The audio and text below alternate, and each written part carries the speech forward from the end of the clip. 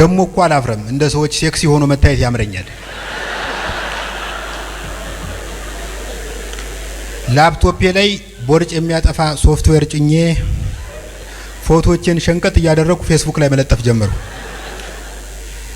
ምን ዋጋ አለው? ባለፈው አንዱ ከኔ ጋር የተነሳውን ፎቶ እንደወረደ ለቀቀው። ታዲያ አንዱ የሀገር የተራቢ ያን ፎቶ አይቶ እረ የኬንያ ፖሊስ መሰልህ ብሎ ከተረበኝ በኋላ የገዛ ሰውነቴ እንደ ወህኒ ቤት ዩኒፎርም ቀፈፈኝ። የኬንያ ፖሊስ ይሄን የበቆሎ ገንፎ እየነፋ እንደ ዋርካ ስለሚሰፋ ሌባን መጠቆም እንጂ ሌባን አባሮ መያዝ አይችልም።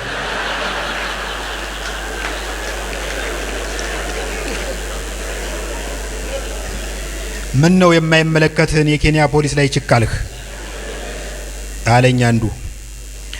እና 22 ማዞሪያ እየኖርኩ 80 ዓመት ለመኖር እያቀድኩ የአዲስ አበባን ፖሊስ እንድተች ትፈልጋለህ?